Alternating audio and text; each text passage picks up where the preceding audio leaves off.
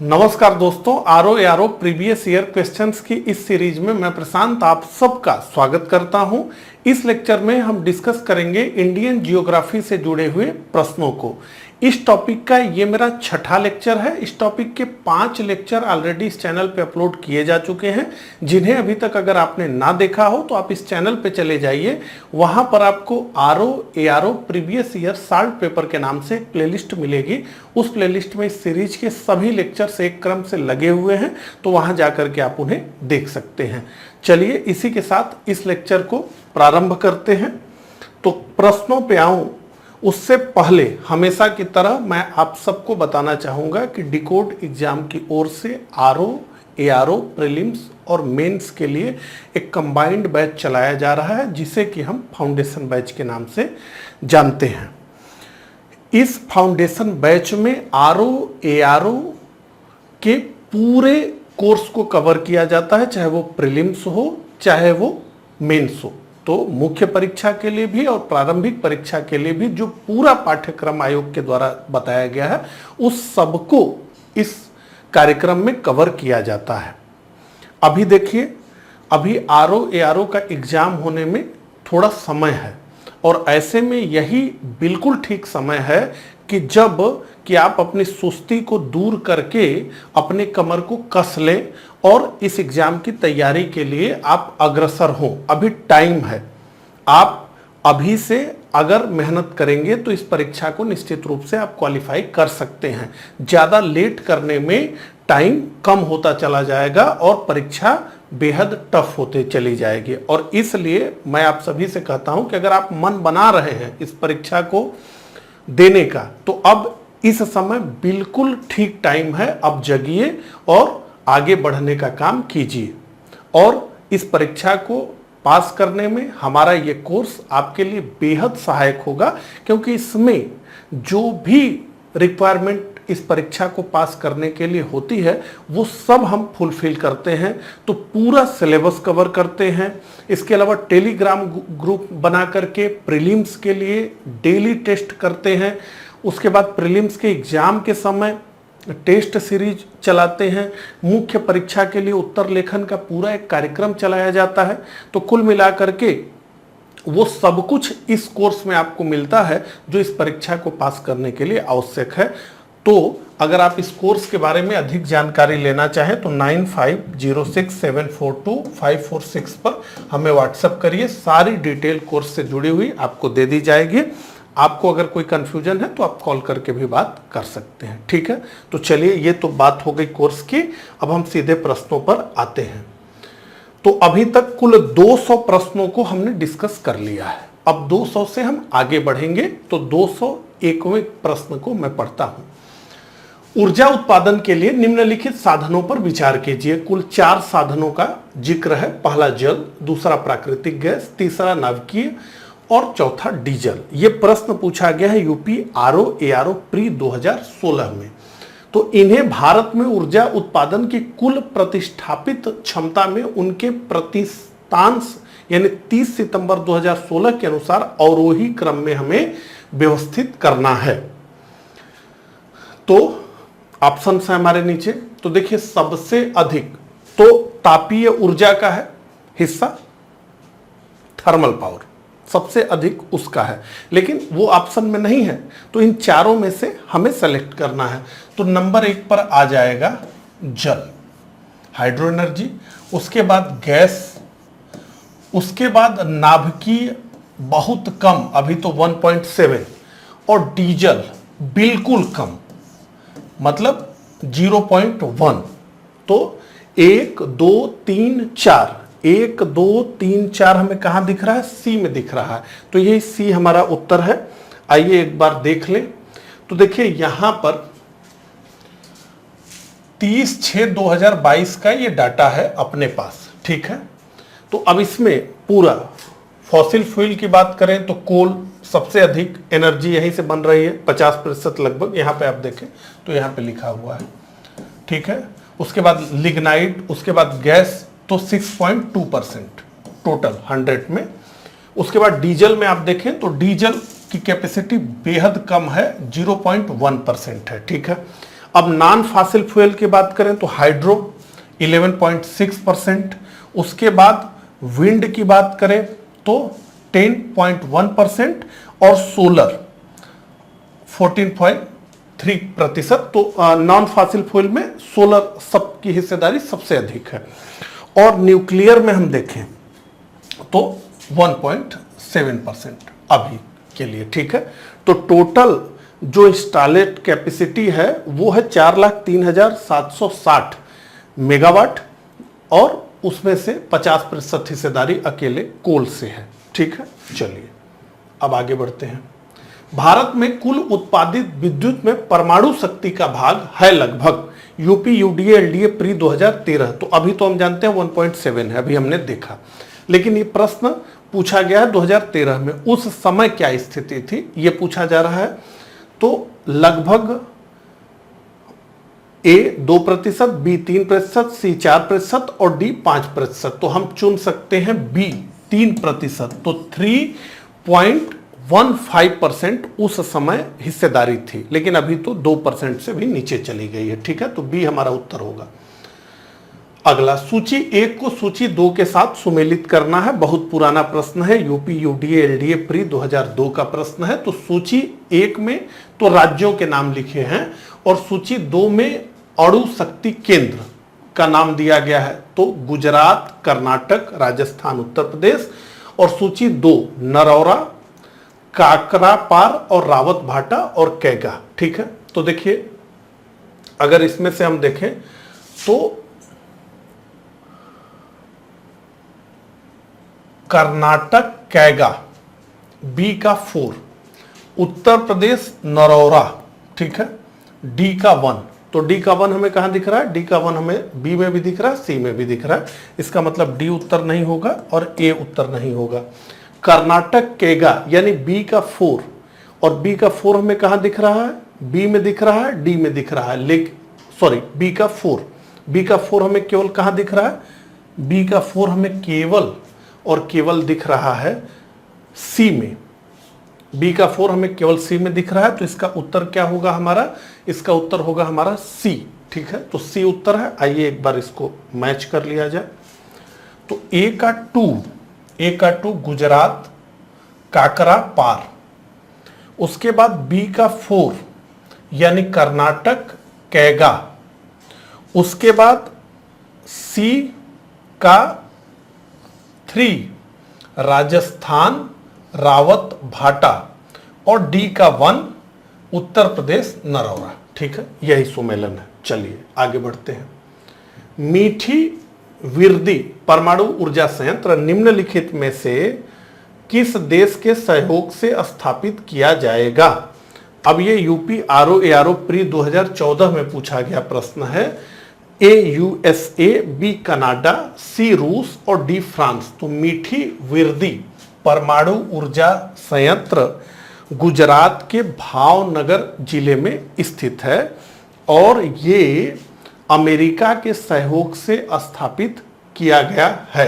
तो USA, United state of America, ये ए हमारा उत्तर है। हालांकि इसको लेकर के बहुत विवाद भी रहा है। अगला, निम्नलिखित राज्यों में से कौन सा पवन ऊर्जा के उत्पादन में प्रथम स्थान रखता है? ए गुजरात, बी महाराष्ट्र, सी कर्नाटक और D Rajasthan. UP UDA LDA pre 2013 का प्रश्न है। तो इन राज्यों में कौन सा पवन ऊर्जा के उत्पादन में प्रथम स्थान रखता है? तो उस समय के लिहाज से गुजरात ए हमारा उत्तर है।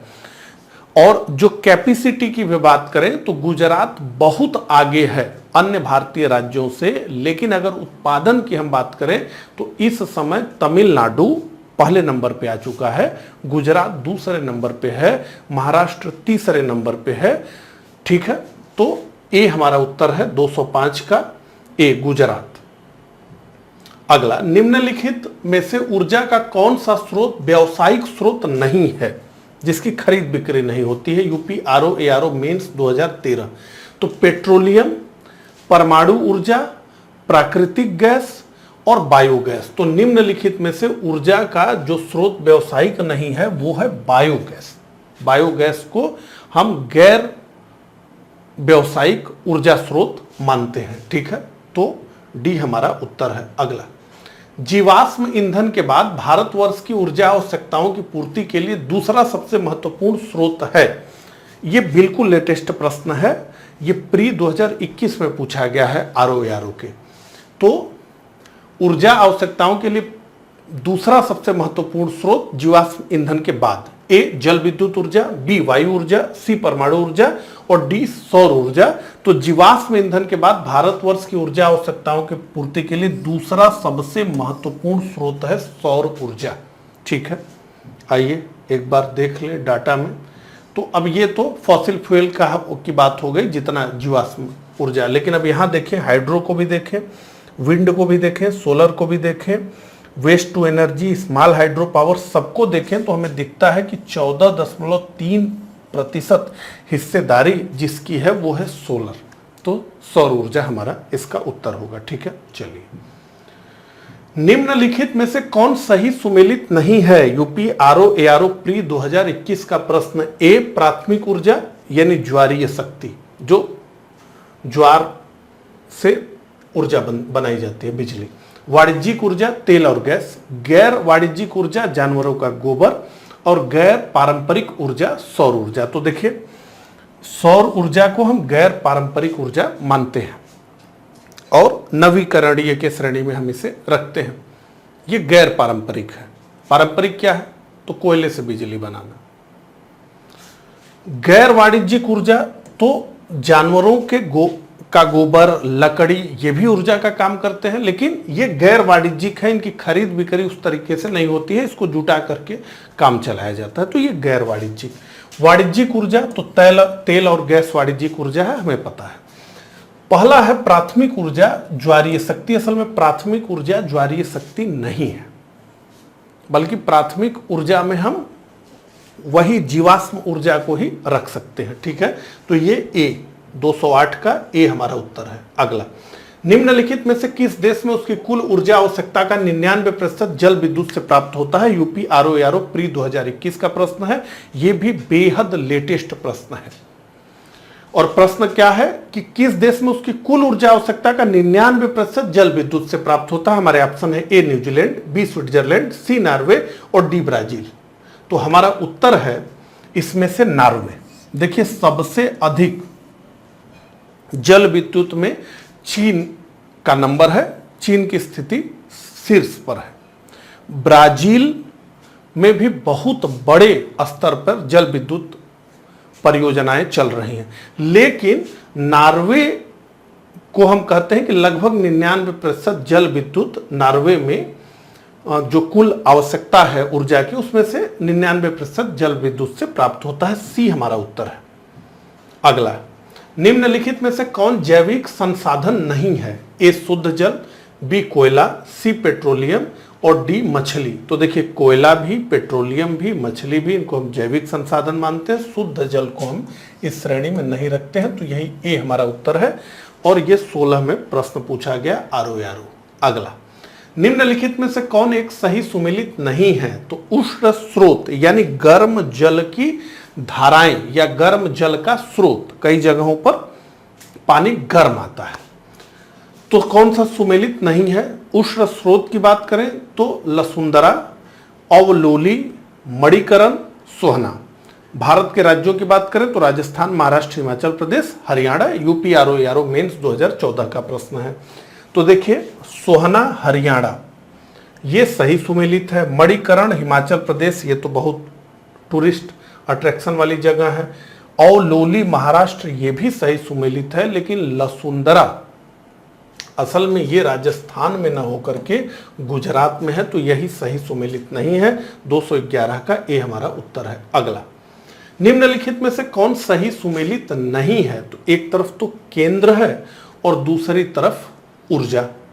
तो कौन सा केंद्र किस तरह के ऊर्जा से संबंधित है, यही प्रश्न है। यह भी 14 मेंस में पूछा गया प्रश्न है। तो पत्रातु तापीय, झाकरी जल विद्युत, कलपक्कम नाभिकीय और कोरबा पवन।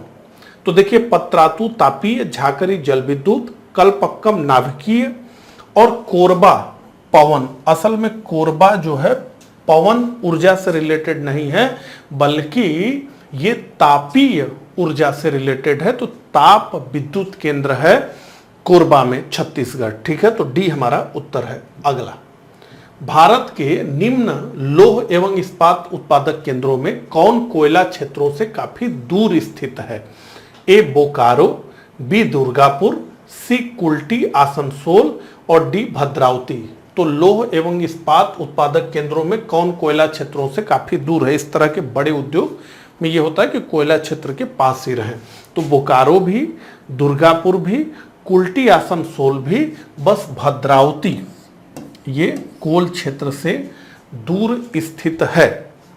भद्रावती यानी VISL, Visvesvaraya iron and steel plant, तो ये है भद्रावती कर्नाटका में। ठीक है, डी हमारा उत्तर है।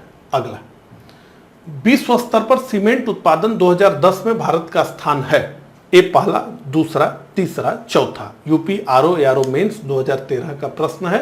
तो देखिए, विश्व स्तर पर सीमेंट उत्पादन में तब भी यानी 2010 में भी और अब भी यानी 2022 में भारत का स्थान दूसरा है। पहले स्थान पर सीमेंट उत्पादन में चीन है और जो मार्जिन है पहले और दूसरे के बीच वो काफी बड़ी है। ठीक है, चलिए अगला प्रश्न। सूची 1 को सूची 2 से सुमेलित कीजिए। तो सूची 1 में तो स्थान है और सूची 2 में उस स्थान पे प्रमुख जो उद्योग हैं उनके नाम हैं। तो सूची 1 की बात करें तो विशाखापट्टनम, मूरी, गुड़गांव, पनकी, और सूची 2 की बात करें तो मोटर गाड़ियां, पोत निर्माण, उर्वरक और एल्युमिनियम। अब इन्हें हमें सही सुमेलित करना है। तो देखिए, सबसे पहले तो विशाखापट्टनम की बात की गई है।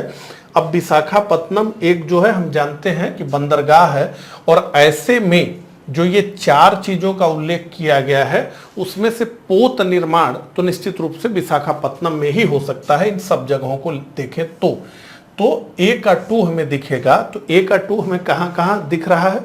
ए में भी दिख रहा है, बी में भी दिख रहा है, डी में भी दिख रहा है, केवल सी में नहीं दिख रहा है। अब आप समझिए कि इस एक इंफॉर्मेशन से हम फेल हो गए, केवल एक ऑप्शन ही हटा पाए। 3 ऑप्शन अभी तक मौजूद हैं। फिर उसके बाद देखते हैं बी का 4, मूरी झारखंड एल्युमिनियम से जुड़ा हुआ है। तो बी का 4 हमें कहां दिखता है? तो बी का 4 हमें डी में भी दिखता है और बी में भी दिखता है, यानी कि हम अभी उत्तर के पास नहीं पहुंचे और 2 जानकारियां हमारी समाप्त हो गई। सी का 1 मोटर गाड़ियां गुड़गांव, तो सी का 1 हमें कहां दिख रहा है? सी का 1 हमें केवल बी में दिख रहा है। तो केवल अगर गुड़गांव मोटर गाड़ियां ये आप दिमाग लगा लिए होते तो आप देख लीजिए सी का 1 केवल और केवल बी में है। यानी एक फैक्ट अगर आपको पता होता तो आप इस प्रश्न को क्रैक कर लेते। उसी तरीके से अगर हम देखें तो डी का 3 भी अगर हम देखें तो केवल बी में दिख रहा है, यानी पनकी उर्वरक से संबंधित है, तो भी इस प्रश्न को आप क्रैक कर लेते। तो 215 का जो हमारा उत्तर है वो है बी। आगे बढ़ते हैं। सहकारिता क्षेत्र में भारत का सबसे बड़ा उर्वरक कारखाना स्थित है? ए फूलपुर उत्तर प्रदेश में, बी हजीरा गुजरात में, सी हल्दिया पश्चिम बंगाल में, डी सिवान बिहार में। यूपी UDLDA स्पेशल प्री 2010 का प्रश्न है। तो सहकारिता क्षेत्र में भारत का सबसे बड़ा उर्वरक कारखाना स्थित है फूलपुर उत्तर प्रदेश में। 216 का उत्तर है हमारा ए। अगला, 1818 ईस्वी में पहला सूती वस्त्र कारखाना निम्न क्षेत्र में शुरू किया गया। तो कहां पर शुरू हुआ? ए पश्चिम बंगाल में फोर्ट ग्लास्टर में, बी महाराष्ट्र के मुंबई में, सी गुजरात के अहमदाबाद में और डी उत्तर प्रदेश के कानपुर में। यूपी UDLDA प्री 2013 का प्रश्न। तो 1818 ईस्वी में पहला सूती वस्त्र का कारखाना भारत में पश्चिम बंगाल में फोर्ट ग्लास्टर में प्रारंभ हुआ। हालांकि ये सफल नहीं हो पाया। भारत में सूती वस्त्र का सफल कारखाना 1854 में मुंबई में प्रारंभ हुआ, जिसका नाम था द बॉम्बे स्पिनिंग मिल्स। तो 1854 में। ठीक है, तो ए हमारा उत्तर है। अगला, भारत के निम्नलिखित नगरों में से किसमें देश का प्रथम कृत्रिम रबर संयंत्र लगाया गया है? यूपी RO प्री री एग्जाम 2016।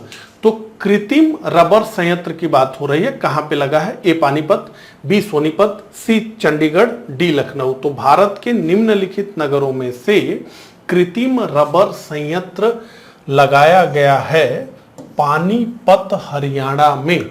तो 218 का हमारा उत्तर है ए। आगे बढ़ते हैं। पेट्रो रसायन के उत्पादन का सबसे बड़ा केंद्र कहां पर स्थित है? ए जामनगर, बी अंकलेश्वर, सी नूनमाटी और डी ट्राम्बे। तो पेट्रो रसायन के उत्पादन का सबसे बड़ा केंद्र जामनगर में है। ए हमारा उत्तर है। UP UDLDA pre 2013। अगला, भारत में सबसे बड़ी तेल शोधनशाला है? A Jamnagar, B Paradip, C Digboi और डी तातीपाका। तो रिफाइनरी की बात हो रही है। लेटेस्ट प्रश्न है जो री एग्जाम हुआ 2016 का, उसका प्रश्न है। तो भारत में सबसे बड़ी तेल शोधन, भारत में ही क्या पूरी दुनिया में सबसे बड़ी तेल शोधनशाला है जामनगर में। और ये रिलायंस की रिफाइनरी है। यहाँ पे 2 रिफाइनरी हैं, एक तो डोमेस्टिक के लिए भारत के लिए और दूसरी एक्सपोर्ट के लिए, निर्यात करने के लिए। ठीक है, तो एक की क्षमता है 33 MMT प्रति वर्ष, मिलियन मीट्रिक टन, और दूसरे की 35। ये बहुत बड़ा नंबर है। ठीक है, तो कोई इसके आसपास नहीं है रिलायंस की। अगला, सूची 1 को सूची 2 से सुमेलित कीजिए। तो सूची का प्रश्न आ गया, सूची 1 और सूची 2। तो राष्ट्रीय पर्यावरण अभियांत्रिकी अनुसंधान संस्थान, तो एक तरफ संस्थान है, दूसरी तरफ वो संस्थान कहां पे स्थित है, ये प्रश्न है। केंद्रीय खाद्य प्रौद्योगिकी अनुसंधान संस्थान, केंद्रीय आलू अनुसंधान संस्थान, केंद्रीय तंबाकू अनुसंधान संस्थान। तो केंद्रीय तंबाकू अनुसंधान संस्थान राजा मुंद्री, इसको तो एकदम एक प्रकार से गायब भी कर दिया गया, क्योंकि ए में भी, बी में भी, सी में भी और डी में भी, सॉरी डी में नहीं केवल। तो केंद्रीय आलू अनुसंधान संस्थान तो है शिमला में। तो सी का 3 देखें उत्तर मिलता है। तो सी का 3 हमें कहां दिख रहा है?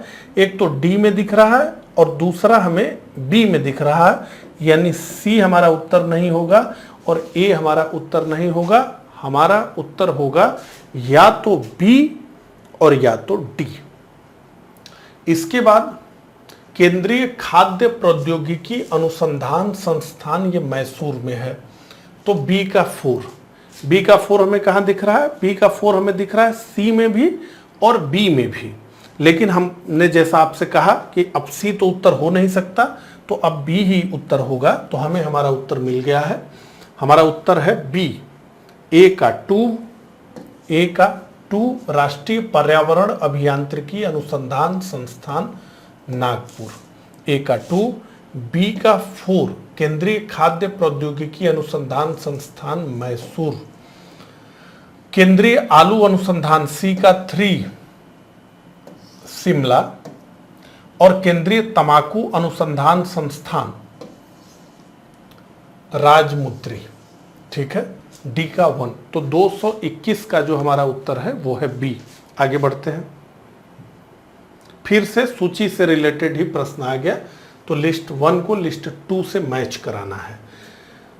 एक तरफ केंद्र है, दूसरी तरफ उस केंद्र की प्रसिद्धि किस उद्योग के लिए है। तो केंद्र है काकीनाडा, विरुद्धनगर, चन्नापटना, भदोही।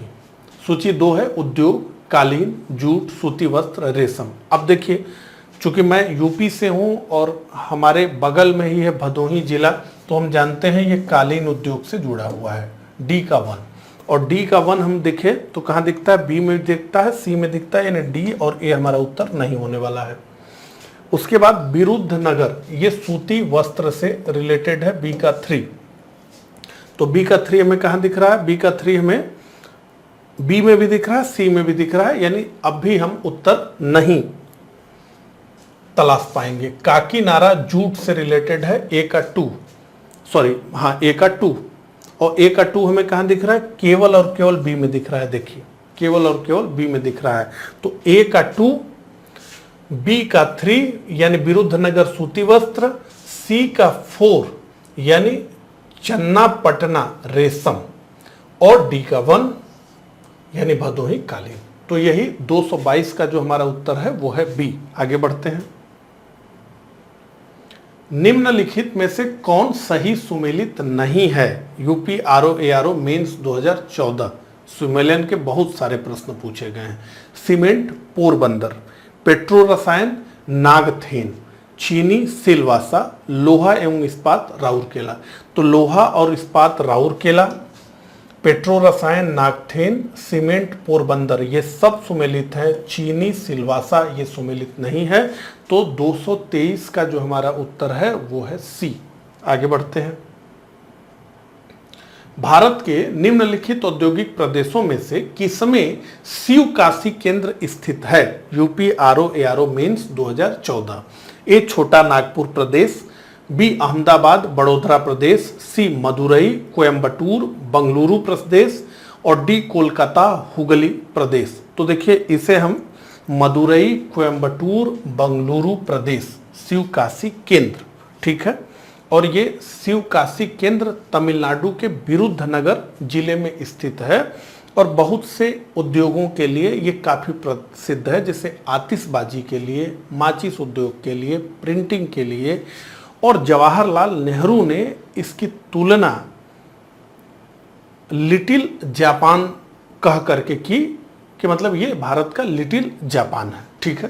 तो सी हमारा उत्तर है। अगला, जेनेटिक उद्योग में सम्मिलित है ए कृषि, बी मछली पकड़ना, सी शिकार करना और डी खनन। यूपी आरओ एआरओ प्री री एग्जाम 2016 की बात में ये प्रश्न पूछा गया। अब देखिए जेनेटिक उद्योग का क्या मतलब है, तो विक्रय के उद्देश्य से निश्चित प्रजाति के पौधे या जंतुओं का पालन करना, इसे हम जेनेटिक इस मामले में समझते हैं।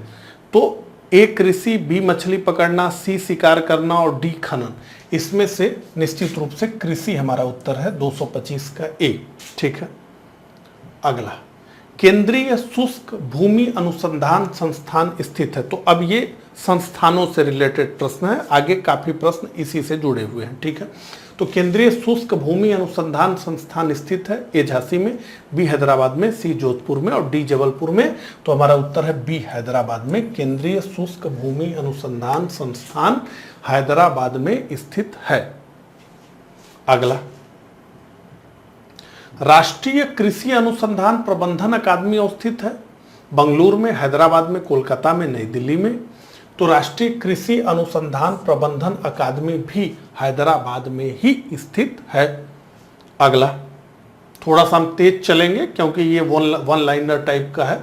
वन अनुसंधान संस्थान स्थित है यूपी आरओ एआरओ प्री री एग्जाम 2016, भोपाल में, नई दिल्ली में, नागपुर में, ए देहरादून में। तो यही ए देहरादून हमारा उत्तर है। वन अनुसंधान संस्थान स्थित है देहरादून उत्तराखंड में। अगला, भारतीय दलहन अनुसंधान संस्थान स्थित है ए नई दिल्ली में, बी वाराणसी में, सी कानपुर में और डी लखनऊ में। यूपी यूडीएलडीए मेंस 2010 का प्रश्न है। तो भारतीय दलहन अनुसंधान संस्थान स्थित है सी कानपुर में। आगे बढ़ते हैं। इंडियन ब्यूरो ऑफ माइंस का मुख्यालय अवस्थित है कहां पर है? यूपी यूडीएलडीए स्पेशल 2010 का प्रश्न है। ए रांची में, बी अहमदाबाद में, सी नागपुर में और डी मैसूर में। तो इंडियन ब्यूरो ऑफ माइंस का मुख्यालय अवस्थित है नागपुर में। तो 230 का हमारा उत्तर है सी। अगला, राष्ट्रीय दुग्ध विकास बोर्ड की स्थिति निम्न में से है A Anand, B Gandhinagar, C Baroda और D Valsad. UP UDLDA pre 2006। तो राष्ट्रीय दूध विकास बोर्ड की स्थिति है आनंद गुजरात। तो 231 का जो हमारा उत्तर है वो है ए आनंद गुजरात। अगला, भारतीय हीरा संस्थान कहाँ स्थापित है? ए नई दिल्ली, बी सूरत, सी मुंबई और डी जयपुर। तो निश्चित रूप से भारतीय हीरा संस्थान स्थापित है सूरत में। 232 का हमारा बी उत्तर है। अगला, भारत के निम्न राज्यों में किसके प्रांतीय राजमार्गों की सकल लंबाई सबसे अधिक है? तो स्टेट हाईवे की बात हो रही है। ए गुजरात, बी राजस्थान, सी उत्तर प्रदेश और डी महाराष्ट्र। तो भारत के राज्यों में सबसे अधिक प्रांतीय राजमार्ग की सकल लंबाई वाला राज्य महाराष्ट्र है। तो 233 का हमारा उत्तर है डी। तो महाराष्ट्र सबसे ऊपर, फिर गुजरात, फिर राजस्थान, ठीक है। अगला, निम्नलिखित में से कौन एक आंध्र प्रदेश का बंदरगाह नगर है? काकीनाडा, नेल्लोर, आनगोले और Vizianagaram. UP UDA LDA mains 2010। तो निम्नलिखित में से आंध्र प्रदेश का बंदरगाह नगर है काकीनाडा। तो 234 का हमारा उत्तर है ए। आगे बढ़ते हैं। निम्न में से कौन सा तट कोची बंदरगाह से संबंधित है? ए मालाबार तट, बी कोंकण तट, सी कोरोमंडल तट और डी उत्तरी सरकार तट। यूपी यूडीए एलडीए प्री 2013 का प्रश्न है। तो निम्न में से कोची बंदरगाह केरल से संबंधित है मालाबार तट। तो ये मालाबार तट पर स्थित है। 235 का हमारा उत्तर है ए। अगला, भारत के निम्नलिखित बंदरगाहों में से कौन सा एक उड़ीसा तट पर अवस्थित है? ए हल्दिया, बी मुंबई, सी पाराद्वीप और D Visakhapatnam. UP UDA LDA pre 2013 का प्रश्न है। तो पाराद्वीप बंदरगाह उड़ीसा तट पर अवस्थित है और ये कोलकाता बंदरगाह और विशाखापट्टनम बंदरगाह के बीच में उड़ीसा तट पर कटक से 100 किलोमीटर पर स्थित है। सी हमारा उत्तर है। अगला, वर्तमान मुंबई बंदरगाह के दबाव को कम करने के लिए कौन से पतन का निर्माण किया गया? UP UDA LDA pre 2013। Ennore, Haldia, Paradip, Nhava, Sheva. ठीक है, तो ये नाहवा सेवा ही हमारा उत्तर है। 237 का डी। तो बंबई बंदरगाह के दबाव को कम करने के लिए इसे बनाया गया। अगला, गंगा नदी के निम्नलिखित में से किस भाग को राष्ट्रीय जलमार्ग घोषित किया गया है? ए हरिद्वार से कानपुर तक, बी कानपुर से प्रयागराज तक, नरौरा से पटना तक और प्रयागराज से हल्दिया तक। RO mains 2016।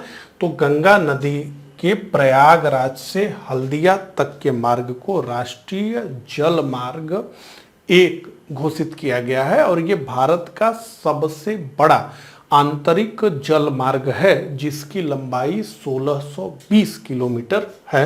तो डी हमारा उत्तर है। अगला, कोंकण रेलवे जोड़ता है ए मुंबई से मनमाड को, बी रोहा से मंगलौर को, सी मंगलौर से कोची को और डी मुंबई से पुणे को। यूपी यूडीए एलडीए प्री 2013 का प्रश्न है। तो कोंकण रेलवे रोहा से मंगलौर को जोड़ता है। तो कोंकण रेलवे बहुत महत्वाकांक्षी परियोजना थी क्योंकि ये मार्ग उस तरह का नहीं था कि उस पर जो है रेलवे लाइन बिछाई जा सके।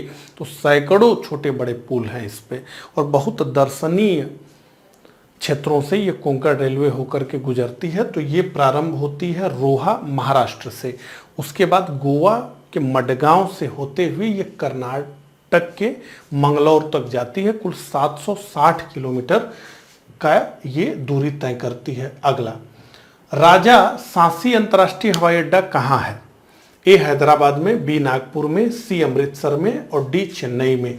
तो राजा सांसी अंतर्राष्ट्रीय हवाई अड्डा है अमृतसर में और इसे हम जानते हैं श्री गुरु रामदास जी अंतर्राष्ट्रीय हवाई अड्डे के नाम से। आगे बढ़ते हैं। सूची वाला प्रश्न फिर से आ गया। सूची 1 को सूची 2 से सुमेलित करना है। सूची 1 में पर्यटन स्थल है, सूची 2 में वो पर्यटन स्थल किस राज्य में स्थित है ये प्रश्न है। तो हम सबसे आसान से शुरू करेंगे। चकराता मुझे पता है उत्तराखंड में है, तो ए का 3 और ए का 3 कहां दिख रहा है? बी में भी दिख रहा है और सी में भी दिख रहा है और ए और डी में नहीं दिख रहा है। इसके बाद कुफरी, ये हिमाचल प्रदेश में है। डी का 4 हमें कहां दिख रहा है? डी का 4 हमें ए में दिख रहा है, तो ए तो अब हमारा उत्तर हो नहीं सकता है। फिर उसके बाद हमें सी में दिख रहा है, तो यही सी हमारा उत्तर है। तो ए का 3 यानी चकराता उत्तराखंड, बी का 1 हफलांग असम, सी का 2 कालिम्पोंग दार्जिलिंग के पास पश्चिम बंगाल और डी का 4 कुफरी हिमाचल प्रदेश। तो 241 का जो हमारा उत्तर है वो है सी। अगला, भारत में निम्नलिखित नगरों में से किसे गुलाबी नगरी कहते हैं? मैसूर, जयपुर, चंडीगढ़, श्रीनगर। निश्चित रूप से आसान प्रश्न है। भारत में गुलाबी नगरी हम कहते हैं जयपुर को। अगला, भारतीय पर्यटन मंत्रालय ने भारत में पर्यटन को प्रोत्साहित करने हेतु जिस अवधारणा को लोकप्रिय करने का उपयोग किया है वह है ईश्वर का देश, पूर्व का मोती, सुंदर भारत और डी अतुल्य भारत। तो निश्चित रूप से इनक्रेडिबल इंडिया, अतुल्य भारत 243 का हमारा उत्तर है डी। अगला, कुरियर सेवा से प्रतिस्पर्धा के लिए भारतीय डाक विभाग ने द्रुत डाक सेवा का प्रारंभ किया 1988 में, 1987 में, 1989 में। तो ये अगस्त 1986 में से प्रारंभ किया गया। डी हमारा उत्तर है। अगला बड़ा प्रश्न आ गया आरओ मेंस 2016 का। अटल टनल से संबंधित निम्नलिखित कथनों पर विचार कीजिए। तो कुल 4 कथन है। पहला, इसका निर्माण सीमा सड़क संगठन द्वारा किया गया है। यह मनाली और लाहौल स्पीति घाटी को जोड़ता है। यह हिमालय के पीर पांजाल पर्वत श्रृंखला के मध्य स्थित है। यह भारत के लिए सामरिक दृष्टि से महत्वपूर्ण है। नीचे दिए गए कूट से सही उत्तर चुनना है। तो देखिए सब के सब 1 2 3 4 ये सब के सब सही है। अटल टनल की सबसे पहली योजना अटल बिहारी वाजपेयी ने बनाई। इसे रोहतांग टनल भी कहते हैं। फिर इसको अटल जी के ही समर्पित किया गया, अटल टनल के नाम से हम जानते हैं। तो 2002 में, और इसका अक्टूबर में 3 अक्टूबर को 2020 में नरेंद्र मोदी ने उद्घाटन किया और अभी एक तरह से पर्यटन स्थल भी बन गया है। ठीक है। अगला, निम्नलिखित में से कौन सा युग्म सही सुमेलित नहीं है? तो एक तरफ शहर है, वो शहर किस नदी पर अवस्थित है, यह प्रश्न है। ए जबलपुर नर्मदा नदी, बी हैदराबाद कृष्णा नदी, सी कोटा चंबल नदी और डी नासिक गोदावरी। तो जबलपुर नर्मदा, कोटा चंबल, नासिक गोदावरी ये सही सुमेलित है। हैदराबाद कृष्णा नदी पर नहीं है बल्कि ये मूसी नदी पर है। तो हैदराबाद मूसी नदी पर स्थित है। तो ये बी हमारा उत्तर होगा। अगला, अब कथन कारण का प्रश्न आ गया। यूपी आरओ मेंस 2016 का है। पाकिस्तान में बांग्लादेश की तुलना में अधिक नस्लीय और जातीय विविधता है। कारण आर, पंजाबी पाकिस्तान की आधिकारिक भाषा है जबकि अधिकांश लोग बोलने में उर्दू भाषा का प्रयोग करते हैं। तो देखिए पाकिस्तान में बांग्लादेश की तुलना में अधिक नस्लीय और जातीय विविधता है। ये सही है क्योंकि जो पाकिस्तान है वहाँ लगभग 44-45% पंजाबी हैं, फिर पश्तून है लगभग 15%, उसके बाद सिंधी हैं, उसके बाद अन्य छोटे छोटे कम्युनिटी हैं। लेकिन अगर बांग्लादेश की बात करें तो वहाँ 98% बंगाली ही हैं। तो पाकिस्तान में बांग्लादेश की तुलना में अधिक नस्लीय और जातीय विविधता है, ये सही है। इसके बाद पंजाबी पाकिस्तान की आधिकारिक भाषा है जबकि अधिकांश लोग बोलने में उर्दू भाषा का प्रयोग करते हैं, ये असल में गलत है। देखिए उर्दू पाकिस्तान की आधिकारिक भाषा है। ठीक है। और इसी उर्दू को मुद्दों को लेकर के बांग्लादेश के निर्माण में उर्दू का एक बहुत महत्वपूर्ण योगदान था। उर्दू पाकिस्तान में थोप दी गई। अब वहाँ लोग पंजाबी बोलने वाले और उनको उर्दू थोप दी गई। तो उर्दू पाकिस्तान की आधिकारिक भाषा है जबकि अधिकांश लोग बोलने में पंजाबी भाषा का प्रयोग करते हैं। ठीक है। तो ए सही है परंतु आर गलत है, यानी सी हमारा उत्तर होगा। तो इस प्रकार से कुल 247 प्रश्नों को हमने देखा जो यूपी आरओ प्रीलिम्स और मेंस में 2001 से लेकर 2021 के दौरान पूछे गए थे। तो इस प्रकार से इंडियन ज्योग्राफी से जो प्रश्न पूछे गए थे वो इसी लेक्चर के साथ समाप्त होते हैं। अब वर्ल्ड ज्योग्राफी को फिर हम लेकर के आएंगे तो उससे जुड़े हुए प्रश्नों को हम देखेंगे। तो मुझे कमेंट करके जरूर बताइएगा कि मेरा ये प्रयास आपको कैसा लगा। अगर अच्छा लगा हो तो इस वीडियो को लाइक जरूर करिएगा। मिलता हूँ इसी तरह के अगले लेक्चर में, तब तक के लिए आप सभी को नमस्कार, धन्यवाद।